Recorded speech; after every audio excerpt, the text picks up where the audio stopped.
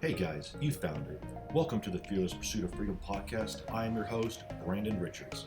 I'm a real estate investor and avid entrepreneur based out of Flagstaff, Arizona. My wife and I run a real estate investment company, the OPF Group, and the brokerage, OPF Realty. We focus on land acquisitions across several states, flip and build homes, acquire and wholesale apartments, and we are now the proud owners of the real estate investor software, Deal Manager Pro. Deal Manager Pro is a real estate investor CRM that we are building based off of our 10 years of experience in the game. Listen in as I interview the nation's leading entrepreneurs and discuss the monumental battles of business and life. Rev Leasing, so you're in the property management or are you in syndication?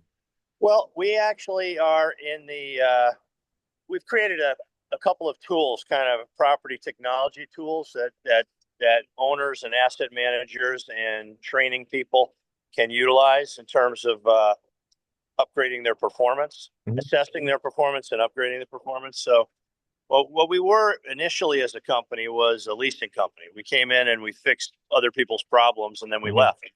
And so what happened, we found over time, was within 6 months of our leaving, they had the same problems all over again. And so we figured, you know what, it's time to teach a man to fish instead of just, fishing for him and handing him the fish. Right. So we developed, first we did an assessment tool, which basically is kind of like a credit score. If you think about a credit score being an 850, the highest you can have, yep. We used a 700 scale, and we assess the leasing performance of an asset. So we assess the person doing the leasing or team doing the leasing. We assess the process they're following, and we assess the property and the way it presents. And so that's kind of the way we do it, and it's scaled differently. And we have about over 1,000 data points that we're measuring over a 2-week period. Wow. And then we come up with a score, and we've done about 300 odd properties that we've assessed already. I always ask the people I talk to about the score, just if you don't mind, I'll ask you, what if you took a guess? The industry is pretty mature. What would you guess the best leasing score would be of the 300 assets we looked at, up to 700 scale? Well, based off all these syndicators and property managers that I know, I wouldn't imagine you're getting above 350, 400. Yeah, the average is about 322, I believe. Really? The best score, and I just got this yesterday, the best score we've ever seen is 485 right now. Wow. And so there's plenty of room, and that's considered good leasing on our side. Yeah. We sort of say in the 400s, you're good at what you're doing, but you can still be very good in the 500s, and you can be excellent over 600. So, it's sort of, we give this full-fledged report as to what's being done right, what's being done okay, and what could be done a lot better. And so the report really is kind of a roadmap to improvement. And then we've done 130, self-learning, e-learning courses that the teams can take and then get retested. So we've got these tools now that are available to people, so we don't have to actually go in and fix the problems. They can fix them themselves. Yeah, man, that's pretty cool. Yeah, it seems to make sense. I mean, we've clearly, 300's a decent sample size. If we had seen, 500s and 600s mixed in there, I'd say, look, there are already some people doing this right. But, the best in the industry, and we just signed a pilot program with the company that's considered best in the industry. They just keep getting awards in terms of their management and their leasing. And I think they've won the top award in the industry 3 of the last 4 years. They got the 485 and they got a number of scores in the 400s, but they have nothing over that. Yeah. And so I met with the president and he said, listen, we're good, but I want to be better than that. I want to be very good and I want to be excellent. So let's see what you can do. So we got this pilot program going with them right now. And it'll take about 3 months and then we'll rescore them and we'll see how they're doing. Yeah, that's pretty cool. That's really cool. I assume you're nationwide, yeah? Yeah. We score all over the country, and we produce these reports, and we collect data all over the country on these properties. And we were having a hard time being a really large company when we were going on property because there's only so many good leasing teams you can put out there. I mean, right. what was it going to have? 1,000 great leasing people? It's not likely to build a team like that. Mm-hmm. And so, we probably had at our top 70 people in our company leasing. And Yeah. so we shrunk down and we built the products, and now we're kind of a lean and mean company that can be really helpful to the industry. Yeah. That's really awesome. Yeah, Um, thanks. so if you dialed back employees, you were sending people out physically to do the studies? Yeah, so the scoring, the data collection is done by trained leasing people Hmm. that go out and they act as prospects to lease. And a lot, there's an on-site visit which collects a lot of data, obviously, and then we do some email and internet outreach, and we do phone calls to the office, and we measure all of the responses, good and bad. And Yeah. so that data is collected. Most of our data is objective. Some of it's subjective, a small portion, maybe 5%. And so we get this score, which basically says, these are your areas for improvement. This is what you're doing really well. And why not train up? Because there's a direct correlation between raising the score by 100 points and, 3 or 4 points of improvement to your bottom line, which is Yeah. significant. Yeah. Right. Yeah. Especially amortized and on pro forma, when you go to sell that asset, even if you can get them another extra 20,000 a year, it's Oh yeah, huge. at a 5 cap, they're not seeing that anymore. But at a 6 cap, it's times $18. The people I talk to always figure every dollar you make them or save them Mhm. turns into $20 when on sale. Wow. That's awesome. Um, and is there an asset class that you prefer? Is it kind of all A, Bs, or do you go down to the CDs or no? We I'd say we're probably best suited for the ABs, but we certainly can help the other classes. And I think it just requires, you know, if you think about it, just the improvement comes not just from knowing where to improve, but trying to improve. So it's Right. really effort, right? You got to Yeah. incentivize the people that are to take the time and learn it better, and you got to maybe create a pathway that they can move up in within leasing. Because I don't know whether you ever thought about this, but the way the multifamily industry is set up today, if you are a leasing person and you prove to be really good at leasing, they move you out of leasing. They move you into management. And Right. so it's an obsolete position as soon as you prove you're any good at it. Yeah. So I think the industry can learn a little bit from this and maybe keep the best leasing people in leasing and have upward mobility within a leasing pathway. And I Right. think the industry will do better, because why take that talent out of that job set? Right. Right. And I guess with the C and D class properties, and based off of 1,000 data points, a lot of that is physical property metrics. And so those CDs make it a little bit more difficult to score high. Yeah, I think that's fairly accurate. The A's and B's get much higher property scores as we're scoring. Now, the property is a smaller percentage than the process followed and the people, because people can overcome a property's weakness if they're very good. Yeah. So we give a little stronger rating to that. Right. Yeah, and typically the CD operators are penny pinching or watching which units they upgrade for the next turn and all that stuff. And so it's just Absolutely. different Yeah, no, operators. you have a good handle on it. You know how the industry's working, but hopefully people will catch on to this, and they'll at least maximize their own performance, right? There's no Yeah. reason not that you shouldn't be asking to close the lease. You shouldn't be doing a great tour. You shouldn't be trying to upsell. You shouldn't be giving concessions. I mean, all the things that sort of hurt a property overall, Mhm. you can start eliminating them. And as you start eliminating one by one, your revenues go up. Right, right. So let's rewind a little bit. When a new owner, operator reaches out to you, what are the first steps to initiate that process to get you on site and doing your studies?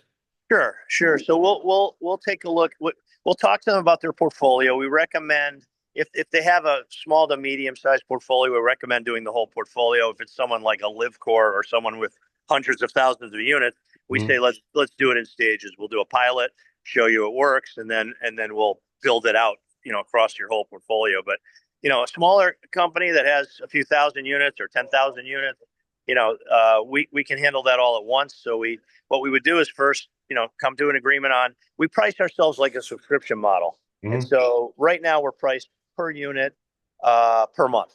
And so it's just cost. Now we see ourselves as a self-liquidating cost. If we pay for ourselves, it's not really a cost. Right. there's two sides to this equation, right? You Hmm. got the revenue side and the cost side. Hence, we're called rev. And if people do try and their people put in the effort to get better, this won't cost them anything. They'll actually make money by doing this project. Yeah. Yeah, that's a good point. How many operators are you seeing pulling the trigger on bringing you in and then are slow or just don't implement at all? Yeah, see, that's that. You know what? You're It's, asking great questions. it's That's human nature. absolutely the case. Execution's everything, isn't it? Yeah. In any business. And so, Right. if they're not incentivizing, if the people they have no motivation and or they're inefficient in the way they spend their time and are not putting in 2-3 hours a week into taking these courses and learning and checking themselves and going back and retesting and all the things that need to get done to get better. Like you go to school, it's not osmosis. You actually have to do, the workbook in order to get better. Right. And so, I think your question was how many? I'd say more than half of the people, our pilot's going really well. The people are serious. They're the top producer in the industry. They want to get better. These Yeah. people are motivated, but not everybody's the top. I mean, the middle's the middle. Yeah. If the effort's not there, then they're only the whatever effort you get it out what you put into it. It's Right. literally that. It's not magic. It's literally work. And so I Yeah. always remind people in the first meetings, listen, this isn't going to happen by magic. We're not going to snap our fingers and you're going to get better. Your people have to properly incentivize, and they have to put the time in and try. And if all of those things, look, part of the reason there's a problem in leasing in the industry is because of the turnover in the business, and there's like 2 or 3 times a year these positions turn over, Yeah. and so that instability is terrible. You're also not getting new blood into the industry. We always hired from the outside. We hired from, retail, restaurant business. We like managers. We like bartenders. We like people who could communicate, Yeah. and that we're trying to be people persons, right? I mean, that's what leasing's about. You gotta make a connection with someone. That's part of what we teach is Mhm. literally connect to that person, find out why they're there, understand what they're thinking, and then from there you can help them find their home, right? It's Yeah. really hard to put someone in a home if you don't ask the right questions. Right. So are you pushing them to do the disc profiles to make sure they're a proper fit? Yes. Yeah. You have to have the right people in the right positions. You got people out of their roles. Mhm. You should start over again. Right. Yeah. Yeah. That's a tough one to overcome. And it's surprising to hear there's so much turnover because a lot of those office managers and leasing agents, they oftentimes get free rent. I mean, like they have it kind of sweet, really. So Yeah, it's kind of that is strange. offered. I Yeah. think it's a good point. I think the managers stay in place a lot longer than the leasing people. The leasing people are, unfortunately, they're the lowest entry point, right? That's the first point of entry in the Right. office, and oftentimes they don't get pre-trained. They're just told, okay, go lease. Right. Well, that's a terrible way to learn. You Yeah. need skills to do this. There's actually legal consequences to that. Fair housing and sexual harassment. You got to be trained in those courses. This Yeah. isn't like magic. You just don't, click your fingers and all of a sudden I know what I can and can't say and what I Right. can and can't do. But that happens, and so I just think the industry needs to tighten up a little bit and get a little more serious about this one position because the position is undervalued and undertrained and probably it needs to be looked at a little differently. And I'll tell you why. It represents all of the revenues ever brought in on that property, other than parking fees and Yeah. pet fees. They're bringing your money in, Right. and they're the tip of the spear. The first person they meet is going to be that leasing person. So they Yeah. have to be some of your best people, not some of your weakest people and least trained people. It doesn't make any sense, really, when you think about it. Yeah. No, I mean, precisely. I mean, one delayed lease costs you thousands. Oh, every lease. I mean, what's the minimum people are paying now? $1,000 a month. I mean, Yeah. you're losing 12 to 24 to $36,000 every time a lease walks out the door. Yeah. Yeah. And having somebody there that's good in sales to prevent that turnover, to convince them to stay would be Yeah, and there's a optimal. flip. There's a flip side to this too. Think about it. If you're trying to build value in your asset, stability is critical. Yeah. Putting stable numbers and stable staffing together. First of all, you'll get better treatment in the financial markets when you go to refinance. You'll get better rates. Yeah. You'll get more investor money coming to you if you can show stability. You'll get a better cap rate when you sell. All of the things that someone owning a property wants to get out of a property when they sell, they'll this will positively impact it. Yeah, and you don't end up on the CoStar hit list for the non-performing notes because you're not maintaining your lease numbers. Absolutely. Oh yeah, you don't want to be sideways on those things. No. That's no. Then you go into receivership and lockbox and all the other stuff. Yeah. You don't want that. That's one step from losing the property. Yeah. I mean, that's sad because I mean, now that we break it down, it's really probably one of the most pivotal positions in the entire company, really. I think so. When it's the Yeah. first person you meet, that's something right there. Yeah. Somebody's got to set the standard for the company, Right. and that person should be overtrained, not undertrained. Yeah. And paid well. Yeah, because that way they stay. Yeah, exactly. Yeah. So I think somebody's playing a musical instrument near me now. It sounds nice. A good background. I don't hear it, so it's all good. It's all good. So you got 1,000 data points, you got boots on the ground, but then you briefly mentioned some technology. Is Yeah. that what So is that? so we actually use AI in a lot of what we do, and analysis. It's working its way in some of the actual outreach in terms of data gathering. AI is quickly becoming part of what we're doing. So Yeah, so that'll allow us, probably as we feed it and build AI to a competency, it'll make us faster and more accurate, which is a wonderful thing. So and it'll give us uh, more growth opportunities because we'll be able to do, you know, better, faster reports and get more stuff out to people. right. Yeah. And so this isn't like an app folio or like a property management software type of deal. This is something completely different. It's different, but it could go on a dashboard. If someone has, a management tool, they could put our leasing stuff on a dashboard and train off of it, or monitor the training that way, and just I think what you'd like to see is the performance in the leasing. We're only going to score them about every 3 months. There's really no reason to do a full score. We Mhm. do some interim scoring, like checking up on them, like testing, little quizzes between the tests, if you will. Yeah. And so that stuff can all show up on a dashboard, and it's stuff that can be monitored. But we're not a property management tool. We're leasing tools. Yeah.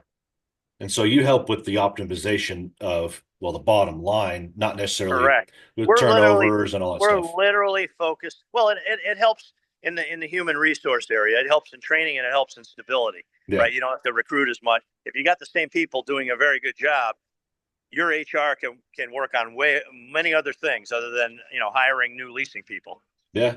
Well, that'd probably be a good conversation for you guys to have with that Folio and Syndication Pro and all those softwares to Yeah, like I implement think it we with get them. some. I agree. At some point, we'll get some traction, and get some market share, and then at that point, who knows where it goes. But I Yeah. know it's something that everybody can use. So Right. we're kind of just pushing forward on all fronts, and just seeing who wants to use it, who wants to test it, who wants to see if they can make some money using it.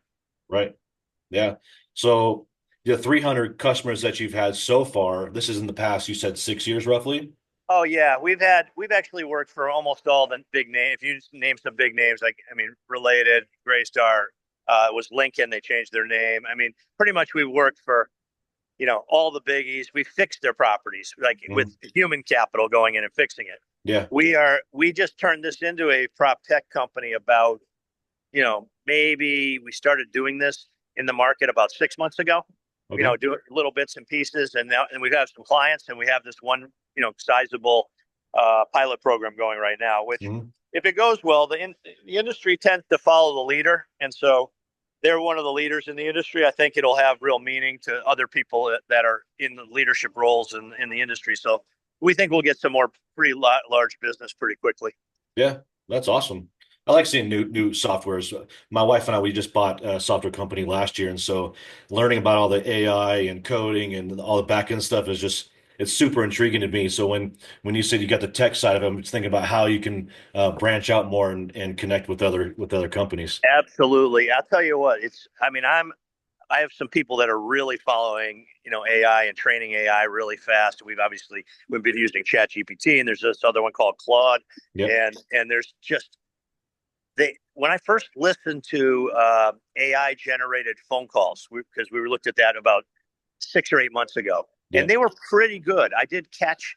I mean, we tripped it up basically on formation of the sort of jumping from idea to idea. Yep. It didn't jump. It didn't naturally ask the question that you or I would ask. It asked something kind of random that fit in and stood out, right? Yep. So I listened yesterday actually to another version of that, and it was pretty pure. And so I think I mean, maybe we're a couple of months from doing all our phone calls that way in this process, Yeah. That's which scary. which is really cool. Yeah. Really Yeah. cool. You're really having conversations now with AI. Yeah. It really is very natural, just like we're talking. It's Yeah. just like this, Yeah. and And they there's, actually make jokes, and I mean, it's do actually they? really wild. Huh, that's pretty cool. I haven't interacted too much with the audio versions, but then I guess it was probably about 6, 9 months ago, roughly, there was already the scary aspect of the AI, where now I they're know. doing the video. And so there's already title fraud because you'll get an email and then a video of your title agent will show up and you think you're talking to your title agent. But Exactly. Oh but no, there's as much good as AI will do. The danger is it could do that or even more bad. I mean, yeah, it's terrifying what's out there, and yet at the same time, I'm so excited about the opportunities yeah, in science and in healthcare and research and all that stuff it's done in a fraction. I mean, it's like fractions of what humans take. yeah. It's really. I mean, I guess this is the new frontier. I mean, if you think about the Wild West and people going out and land grabbing out in the Wild West, this is kind of what's going on with AI. Yeah. Yeah, and I'm sure all the big security companies, Cloudflare and all the other ones will figure out a way to work on encryptions and other security protocols to prevent fraud like that. Yeah, and I know they're working on it now, right? Yeah, And they gotta. let's hope AI gets them there fast, Right, yeah. because it's funny they're using AI to fix AI. Right. Yeah. I heard a story. It was probably a rumor, but they were shutting down one of the chat programs and it overrode itself and rebooted itself to so it didn't end up dying. It was I don't know the validity of that, but I was like, oh my, this is like a movie. It's like iRobot or something. I know. I think I saw that movie, didn't you? Yeah. No, I mean it's all cool stuff, but who knows what's coming up. Well, before you got into this, you said you've been in this about what, 6 years? Because it seems Yeah, like yeah. We started this business in 2019. Yeah, yeah, absolutely. Yeah, I clearly was you've been in the industry. Yeah, I was in. I mean, I've been in and out of real estate my whole life. My father's been in real estate, so I'm kind of a second generation real estate guy. At least I was brought up around Yeah. investing in real estate and building stuff. But I was in the surgery center development business before this. Did that for about 10 years. Before that, I was a sports lawyer and agent. And Really? so, I mean, just I've had random careers and random background, but I think just for me personally, I just have to have that motivation to jump out of bed every day and want to be excited about what I'm doing. And so it tends to last about 10 years. And then I Yeah. start thinking, what do I want to do next? Yeah.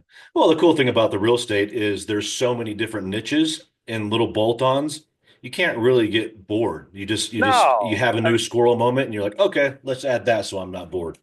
exactly. Yeah. I mean, in all variations of commercial real estate are so different. Yeah. I mean, if here, I'll point out something to think about. So, you know, multifamily is a portion of commercial real estate. Yep. But if you think about it, you know, there are brokers in medical, retail, office, uh, industrial, every other aspect of commercial real estate. The leasing is done by professionally licensed people. Yep.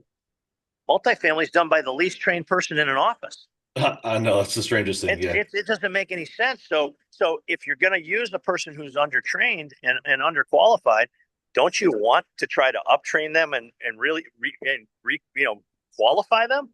It Right. seems to me that this should be a high focus of the industry. I've been preaching this for 6 years. Yeah. and I'm only getting a little bit of traction. And so I don't understand why I see this and nobody else sees this. Yeah. I think the industry is pretty successful. It's pretty happy. And I don't want to call the whole thing fat and happy, but people are generally okay with the returns they're getting, even though I think they're leaving double digits on the table, which Yeah. is kind of nuts. So Yeah. somebody, like the leader of the pack, they think they're doing a good job, but they want to. If I liken it to my sports analogy because I have a sports background, so I liken it to Tiger Woods. If you think about Tiger Woods, when Tiger Woods was in his prime, he was literally twice as good as the next best player in the whole world. He was twice as good. Like the Sony World Rankings came out, he got a 20. The next guy got a 10. And then it was 9.99, 9.97, 9.9. Everybody was bunched together and he was twice as good, which meant he could play in a C game and still win tournaments. Mm. And so I said to the company we signed recently, and I said, listen, you guys are Tiger Woods. You're not. You're leading the pack. You're number one on tour. Okay. Mm. Why not be Tiger Woods and stretch it out so that you're beating them by hundreds of points? You're beating them by $1 in the per square foot. You're just blowing away the market. Everyone wants to be at your property, and they like that. They Oh want yeah. to be the leader by a lot. They want to stretch that gap out. That's what they're doing. But I just think we got to get people focused on a real problem. We got this turnover and this lack of training in this position and this moving out the good people. It can't stay like this. It's not sustainable. Yeah. And I sat at a dinner with a very prominent, successful manager of hundreds of thousands of units, and I said to her, "Listen, the leasing position has a problem." She says, "I know. I don't. It's so bad. I don't want to invest in it." I took a second and I said, "That's not the right answer. I was going to say, I yeah, think if you got a problem, you've got to attack it. You got to yeah. turn that liability into an asset. Mm-hmm. If you can make that person your strongest person and not your weakest person, your properties are all worth significantly more. Why wouldn't Mm-hmm. you want to do that?" Yeah. Well, you made a good point earlier is there's a lot of liability there with knowing fair housing regulations and laws. You brought it back when you said that industrial and commercial and retail, these are all licensed professionals. Why aren't the multifamily people licensed realtors? And in Arizona, I'm a broker, and you can be an unlicensed leasing agent for one property, non-licensed. But if you're bouncing between multiple properties, they require you to have a license. It seems like it'd be a good move for an operator to require their leasing agents to be licensed in their state. It's Though, probably the thing is, I've thought about this, and I don't have the answer, but it seems to me you can change it that way. The the problem is if you think about what the people are leasing in those other tranches of commercial, they're doing giant deals. These are small little deals, and it's hard to get those kinds of brokers to focus on. It's like picking grapes or something instead of harvesting the entire, vineyard. It's yeah, like I'm not sure. I think it might just be easier to keep it the same, but improve the performance. Like I don't think it's necessarily wrong to have someone unlicensed because the licensing isn't the thing, but education and yeah, having them on top of how to do their job is the thing. yeah, So the license is one thing. I think it's really just upgrading the position, upgrading the value of the position and the quality of the performance of the position. yeah. And actually, I was just thinking about it. They're they're typically unlicensed in a multifamily um, for a specific reason, because in the commercial world, you're getting commissions on that lease up, a percentage of that lease up. In the multifamily world, that's just not a thing. Yeah, And it's not going to happen. They'll yeah, and get a those are a bonus on a lease or something, but they're couple not hundred getting bucks. commissions. Yeah, Yeah, it's like $100, $50, whatever. right. And then Yeah, there's no broker managing that property. Typically, it's a licensed brokerage as a property manager with the industrial stuff versus an apartment complex. It's a syndicator with some employees, not a brokerage. correct, Yeah. correct. Yeah. Yeah, a little So more difficult. I think the more prudent way to fix this is just make them better, make the people better. Yeah, Maybe bring better people in too. I do think recruiting from outside would really help. right. But and I think there's a ton of recycling, like people jumping for 50 cents an hour from one to the next. And they're just, think about it this way. The people who are not promoted, which is most, are not promoted to manager, they're just recycling. They're unpromotable. I think Hmm. they're kind of just stuck. So you don't want the stuck employee to be your tip of the spear. That's not good. Yeah. Yeah, and a lot of people will buy a new asset and then keep the last property manager in there because it's easier versus trying to vet another 30 new people and find the next person to sit up front. Right. Or somebody in the complex, like, hey, you want free rent? Come on up. It's easy. I've seen that a Yeah. bunch too. Yeah, exactly. Yeah. Bad move there. So you've got a whole portal of training then for them? Oh yeah, we got 130 courses and Oh yeah, we you we got mentioned that. more slated. I think we got more we're building. So we'll get through this. We sort of have soup to nuts fundamentals of leasing, right? All the way through, everything's fundamental. We're building an advanced course as well. We'll build, once people start showing they can get in the 500s and 600s, we can have advanced courses. Yeah. I don't know that we'll ever see a 700. It would be unbelievable to me. Hmm. Yeah. But I mean, that's cool. I mean, the technology, well, it's like it also eliminates the responsibility of the syndicator or the operator to develop their own SOPs. I mean, if you come to them with all the proper training and the processes and the systems, then that kind of alleviates a lot of their headache from the get-go if they just bring you in right out the I gate. think so. And certainly on any new hires, think about it. If they just put them through our courses instead of just throwing them to the wolves, Mhm. they won't make they'll make way fewer mistakes and they'll be pretty good at their jobs right away. Yeah. So to me, I think this is a new hire thing automatically. Yeah. I think it's if I'm trying to prove that if the top company in the industry uses it and gets better, then anyone can use it. That's kind of my thought process. Yeah. Yeah. Kind of like they probably need to think about bringing you in when they're raising the funds and they have you in their pitch deck as like, hey, we're bringing this guy in to Yeah. um, one up the guys around us in our Yeah, market. it's an advantage. It's like any Yeah. advantage in the marketplace. Here's another thought. So, upon a looking at our scoring as a transactional benefit. Okay, so let's say you're buying. Okay, you're talking about buying, right? So buying a property.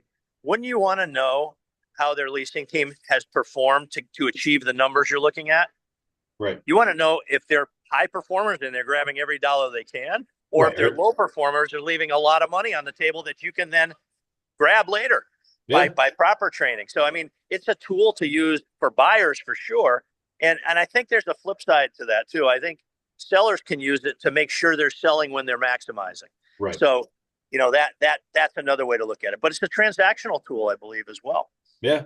Yeah. Because yeah, most buyers are looking for, well, how are they going to improve income? Well, it's lease ups, remodels, and all that jazz. And Yeah, if of you, course. yeah, and if you're buying a fully optimized property and you're banking on lease ups, it's not going to go too great. Yeah, no, I agree with you. So Yeah. yeah, it's just we think we have data. First of all, it's new data, right? We're collecting it. It's not Mhm. anywhere else. It's not in CoStar. It's not other places. It's ours. Yeah. So we're happy to share it because we think it'll help people. Yeah. It's sort of new information. So I even look at it a little bit differently. So let's say you're an investor. You're kind of a passive investor in an overall portfolio. You're getting reports from your general partner. They may be 100% accurate and really transparent. But what if Mhm. they're not? Yeah. What if you wanted to know exactly what was really going on your properties? You could, as an independent investor, hire us to do a score on your properties, see if they're performing well. I mean, Yeah. there's just so many ways this thing can go. That's super It's got valuable. a lot of uses. Yeah. Yeah, there's a lot of people that jump into syndications because they got big names behind it, but then it ends up And going then they don't have sideways. any pure information. They get it. They get what they get. Right? Yeah. It's watered down information. Yeah. No, that's a great point. I mean, that would certainly help a lot of syndicators raise more money if they said, "Hey, bring on this guy to do a performance check on us." Yeah, Uh, absolutely. Oh, I would think this is a flag. You basically are saying I checked this box. These people think we're doing well above market, right? We're averaging 400. The market's averaging 322. Yeah. Something like that's a real statement to make. Yeah. I mean, that I would imagine people would be able to raise 50+% more funds on syndication when they're doing the raise. There's no question in my mind that a well-run property attracts and well-run portfolio attracts more investment money, right? Yep. Right. So you can either prove you're doing it and you're well-run, or you can prove that you see the importance of being well-run, and you're going to use this process to stay to the top, right? Yeah. So I mean, it depends where you are in the time frame. So if you got a mature portfolio, I would just test it and say we're well ahead of the curve, and then I would still use it to get even better and go farther out in front, which is what the company's doing that we're working the pilot for. Yeah, and that sounds like a big company. Shoot, we're up on 40 minutes. You're getting pretty close to your time frame there. Yeah, I probably should go get on the plane before it leaves without me. Cool. Well, man, I really appreciate you coming on. I love talking about multifamily and technology, and it seems like you're on the right track, and I can't wait to see where it all goes for you. Yeah, I'd love to talk to you again in the future. We'll check in, and who knows, check in with me in 6 months, see how we're doing. Yeah, especially after this pilot program gets rock and rolling. Yeah, I think we'll have a lot more to talk about then. Yeah. So, can you send me a copy of this so I can see it? Yep. Yeah, absolutely. And then if anybody wants to reach out to you to bring on your services, what's the best way to contact you? Yeah, revlmc.com. It's a place to go. revleasingmanagementcompany.com. Okay, cool. Perfect. I will shoot this over to my wife ASAP, and I'll let you know when it's all done. Terrific. Hey, really enjoyed our conversation. Cool. Thank you. Appreciate it. Take care. All right. Bye. Bye. Hey guys, hope you enjoyed today's content. I want to thank you all for listening in. And as the great Les Brown stated, if you are not pursuing your dreams, you are literally committing spiritual suicide. We'll catch you on the flip side.